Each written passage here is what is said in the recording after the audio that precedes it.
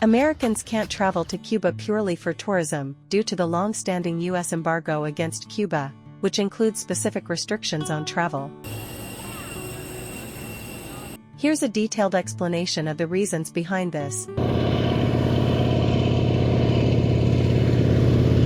U.S. embargo. The U.S. has maintained an economic embargo against Cuba since the early 1960s. This embargo includes restrictions on trade, financial transactions, and travel to Cuba. The embargo was enacted as a response to the Cuban government's nationalization of American-owned properties and its alignment with the Soviet Union during the Cold War. Regulations on travel. Under the embargo, the U.S. government has set strict regulations on travel to Cuba. These regulations are enforced by the U.S. Department of the Treasury's Office of Foreign Assets Control, OFAC. According to OFAC, travel to Cuba is permitted only under 12 authorized categories, none of which include general tourism. These categories are designed to ensure that travel activities support specific, sanctioned purposes. Authorized travel categories.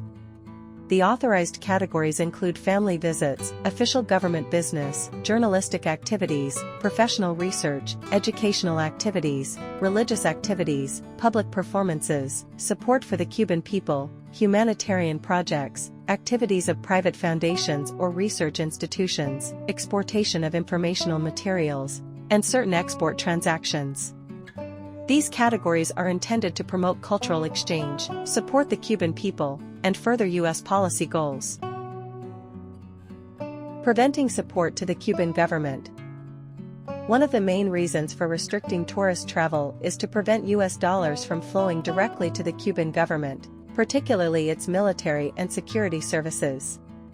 The Cuban government owns many of the tourism-related businesses in Cuba, such as hotels, restaurants, and tour companies.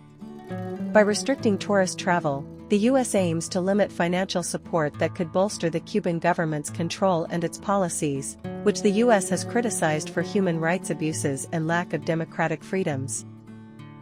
Historical and political context. The travel restrictions are also rooted in the historical and political context of U.S.-Cuba relations. The embargo and travel restrictions have been tools of U.S. foreign policy aimed at pressuring the Cuban government to reform its political system and improve its human rights record. Changes in U.S. policy towards Cuba have varied with different administrations, reflecting broader geopolitical strategies and domestic political considerations. Overall, the prohibition on general tourist travel to Cuba is part of a broader strategy to exert economic and political pressure on the Cuban government while allowing for certain types of engagement that are seen as beneficial or non-supportive of the regime.